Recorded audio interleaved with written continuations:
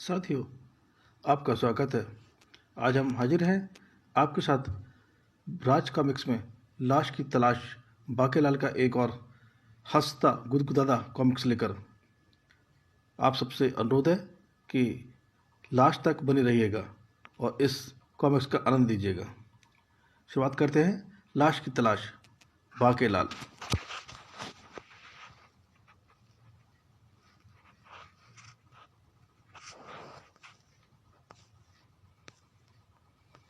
विशालगढ़ के राज्य उद्यान के एक सुनसान कोने में बढ़के छुटके काम बहुत ही सावधानी से होना चाहिए। आप चिंता मत कीजिए, किसी को कानो कान खबर नहीं होगी।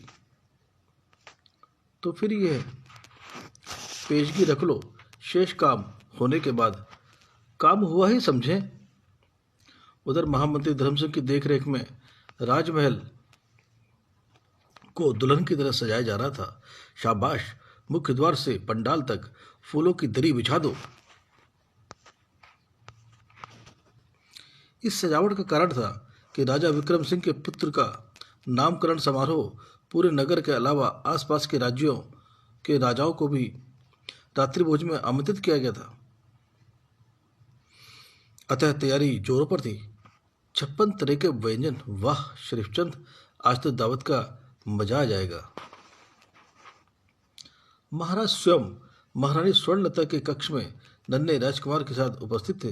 रानी स्वर्णलता, देखना, हमारा बेटा एक दिन हमारा नाम जरूर रोशन करेगा। हाँ जी, आप ठीक कहते हैं। ईश्वर करे हमारा बेटा एक दिन चांद की तरह गगन पर चमके। तभी महाराज की जय हो। कहो द्वारपाल, हमसे क्या काम है? महाराज, लालगढ़ गांव का कोई व्यक्ति आपसे मिलना चाहता है। लालगढ़?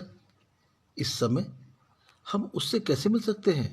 उसे आज हमारी दावत में शामिल होने का निमंत्रण दो। कल हम संध्या के समय उससे अवश्य भेंट करेंगे। क्षमा करें महाराज, उसकी हालत बहुत दयनीय है। शायद कल तक वह जीवित न बच सके। क्या? कहाँ है वह व्यक्ति? हम उससे इसी समय मिलना चाहते हैं। आइए महाराज। चिकित्सालय में राजवैद्य उसे होश में लाने की चेष्टा कर रहे हैं। फिर जैसे ही राजा विक्रम सिंह वहां पहुंचे, आह आह महाराज, ओह, आपकी हालत तो वाकई खस्ता है। राजवैद्य, क्या हुआ है इसे? यह भुखमरी का शिकार है महाराज। गुर्दे बिल्कुल बेकार हो चुके हैं, बचने की संभावना दिखाई नहीं पड़ती। क्या कहा? भुखमरी? क्या हमारे राज्य में कहीं भुखमरी से भी लोग मर रहे हैं? महाराज की जय हो। महाराज, मैं लालगढ़ का रहने वाला हूँ। मेरा नाम लखिया है। महाराज, लालगढ़ को वीरान होने से बचा लीजिए। वहां भयंकर सूखा अकाल पड़ा है। गिद्धों की भूखी निगाहें गिरती हुई लाशें ढूंढ रही हैं। अगर आपने शीघ्र ही वहां अनाज पानी की व्यवस्था नहीं की तो सैकड़ों इंसानों की हत्या का पाप आपके सिर पर होगा। हे राम! इतना कहते ही उस व्यक्ति ने दम तोड़ दिया। इस जानकारी के पश्चात राजा विक्रम अत्यंत गंभीर होते, फिर बोले, यह कैसे दुर्भाग्य है। हम यह दावतों का प्रबंध कर रहे हैं और उधर लालगढ़ के निवासी भुखमरी का शिकार होकर दम तोड़ रहे हैं। महाराज, हमें लालगढ़ के निवासियों के लिए तुरंत ही भोजन पानी व धन की व्यवस्था करनी चाहिए। कुछ देर बाद महामंत्री धर्म सिंह के साथ 10 बैलगाड़ियों में खाने पीने का सामान व धन लाद दिया गया है महाराज। लेकिन एक समस्या है। इस सारे सामान को किसकी देखरेख में भेजा जाए? मैं स्वयं चला जाता हूं महाराज। नहीं महामंत्री जी, अगर आप चले गए तो फिर मेहमानों की उचित देखभाल कौन करेगा? और सेनापति भी इस समय सीमा की गश्त पर हैं। तभी महाराज विक्रम सिंह के विशेष सलाहकार हसमुख ने वहां प्रवेश किया और कहा, महाराज, आप हमारे बाकेलाल जी को क्यों भूल गए? इस कार्य के लिए बाकेलाल से सर्वश्रेष्ठ व्यक्ति दूसरा कोई हो ही नहीं सकता। बाकेलाल जी? वाह हसमुख, तुमने तो हमारी समस्या चुटकी बजाते हल कर दी। गुस्ताखी माफ महाराज, बंदा इसी बात की तो तनख्वाह पाता है। महामंत्री जी, आप फौरन बाकेलाल जी को हमारे पास भेजिए। उधर बाकेलाल उस समय बदन को कसरती बनाने में लगा हुआ था। हे लाल लंगोटी वाले, अगर तेरी कृपा का भंडार इसी तरह खुला रहा तो मैं जल्दी ही इस लायक बन जाऊंगा कि मशहूर गामा पहलवान को भी चुनौती दे सकूंगा। जय बजरंगबली। और भोले शंकर, तुझसे तो केवल इतनी ही प्रार्थना है कि बस तू मुझे काम धाम से कुछ दूरी रखना। जय भोले शंकर। और इसी संकट की घड़ी, और तभी संकट की घड़ी आन पड़ी। अरे महामंत्री धर्म सिंह जी, आप आइए आइए। बाकेलाल जी, आपको तुरंत महाराज ने याद किया है। खूसट, कहीं कोई मुसीबत गले डालने तो नहीं आया? मां महाराज ने, ओह आप चलिए, मैं अभी वहां पहुंचता हूं। जी, लेकिन कार्य बेहद महत्वपूर्ण है, आप शीघ्र राज दरबार पहुंच जाएं। महामंत्री के जाते ही बाकेलाल तैयार होकर राज दरबार की ओर चल पड़ा। उफ, समझ में नहीं आता कि ये सारे महत्वपूर्ण काम मेरे ही सिर के मर दिए जाते हैं। ना जाने आज कैसा कार्य होगा महाराज को मुझसे। ओह, मेरा बाकेलाल आ रहा है। वो राजा विक्रम सिंह के सामने पहुंचकर बाकेलाल ने उन्हें प्रणाम किया। प्रणाम को उत्तर देते हुए विक्रम सिंह बोले, बाकेलाल, तुम्हें इसी समय अनाज, जल, फल, धन से लदी 10 बैलगाड़ियां लेकर लालगढ़ जाना है और भूखमरी के शिकार लालगढ़ के निवासियों के लिए राहत शिविर स्थापित करना है। 10 सैनिक तुम्हारी मदद के लिए तुम्हारे साथ जाएंगे। 10 सैनिक? बुरे फंसे महाराज, बुरे फंसे। महाराज का हुक्म टाला नहीं जा सकता। लेकिन अचानक कुछ सोचकर बाकेलाल क्या उठा, महाराज आपको तो पता ही है कि मैं अपना कार्य अकेले ही करता हूँ, इसलिए अगर आप लालगढ़ मुझे अकेले ही 10 बैलगाड़ी लेकर जाने दें तो बड़ी कृपा होगी। हमें तुम पर नाज है। बाकेलाल, तुम शीघ्र ही रवाना हो जाओ।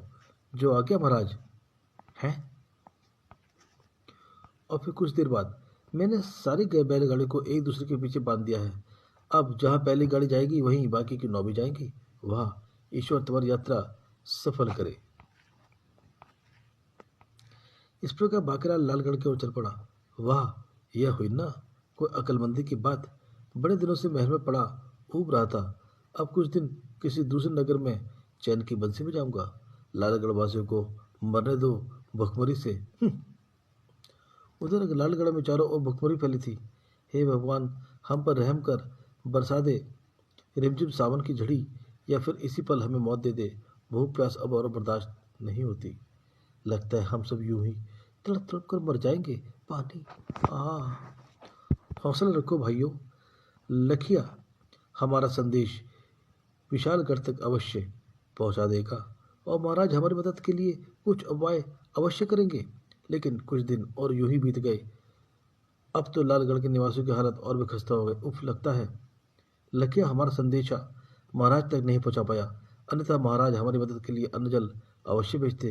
वो पानी, पानी, काश हम गांव छोड़कर ही कहीं चले गए होते। कैसी बात कर रही हो पार्वती, पुरखों की जमीन को क्या ऐसे ही छोड़ जाते?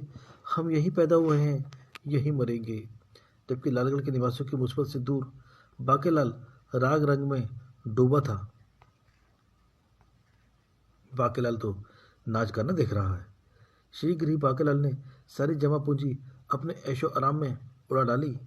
और फिर एक दिन, ओह, केवल कुछ ही स्वर्ण मुद्राएं बची हैं, अब मुझे महल लौट चलना चाहिए। 10 खाली बैलगाड़ियां एकत्रित कर वह वापस महल लौट पड़ा।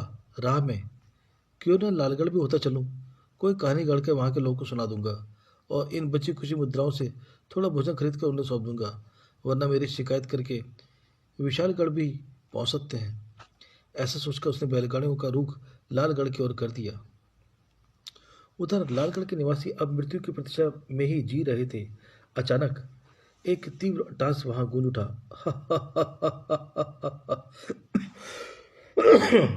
हे भगवान, अब ये कौन सी मुसीबत टूट पड़ी है?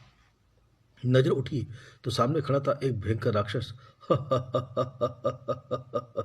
अब तुम में से कोई नहीं बचेगा। ओह राक्षस, अब तो इतना दम भी नहीं रहा कि उठकर भाग ही सके।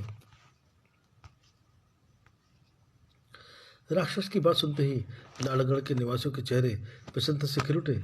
सभी लगभग एक ही समय चिल्ला पड़े, राक्षस भाई हम पर रहम करो और जितनी जल्दी हो सके हमें खाकर अपनी भूख शांत कर लो।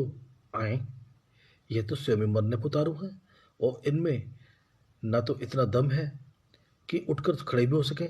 लगता है ये खुद कई दिनों के भूखे प्यासे हैं। इन भूखे कंकालों को खाने से अच्छा है कि मैं खुद भूख से मर जाऊं। अरे राक्षस भाई, जीवित छोड़कर कहाँ चल दिए? उसी पल उनमें से एक चौंक कर क्या उठा, अरे शायद कोई बैलगाड़ियों का काफिला है। बैलगाड़ी के उस काफिले को देखकर गांव वाले के अलावा दो व्यक्तियों के चेहरे और खिल उठे। बाकेलाल आ गया, छुटके तीर कमान पर कस ले। कमबख्त, ना जाने इतने दिनों बाद क्यों पहुंचा है। हमारा तो खाना पीना भी कल शाम से खत्म हो चुका है।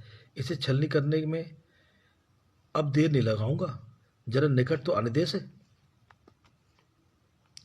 उधर बाकेलाल के निकट पहुंचते ही सबने उसे चारों ओर से घेर लिया। यह देख, बाकेलाल गंभीर होकर बोला, भाइयों, मेरा नाम बाकेलाल है।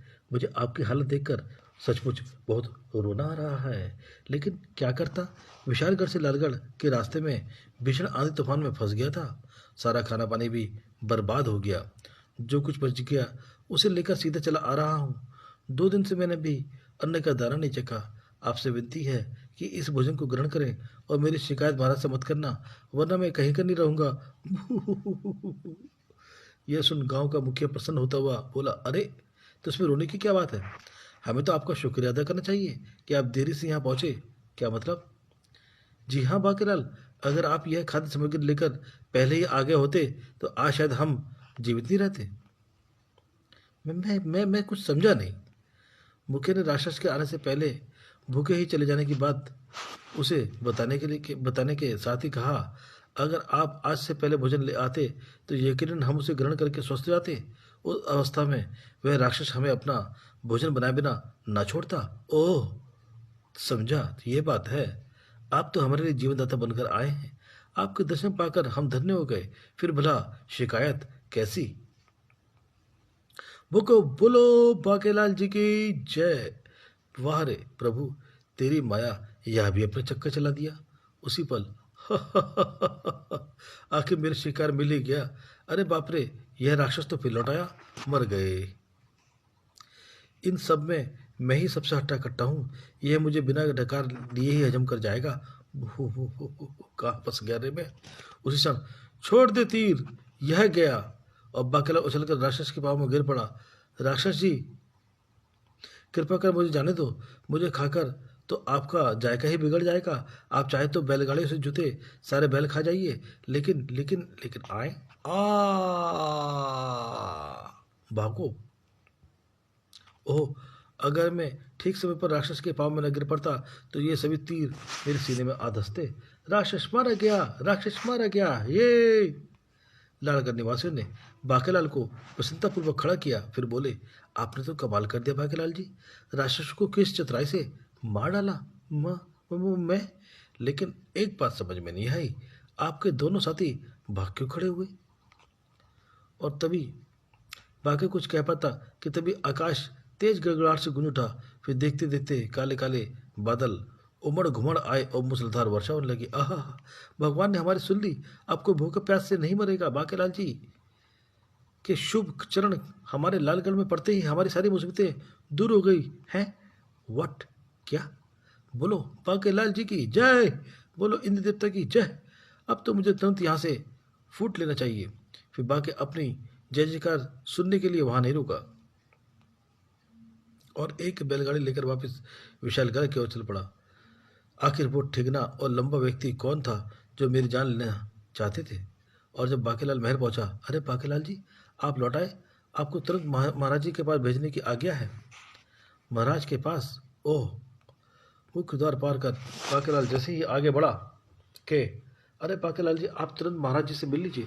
कमाल है, जो भी मिलता है वही महाराज के पास जाने को कहता है। कुछ और आगे बढ़ने पर, ओह बाकेलाल जी, आप लौट आए, फौरन महाराज जी से मिल लीजिए। और महाराज के कक्ष में पहुंचते ही बाकेलाल का हृदय एक आशंका से कांप उठा।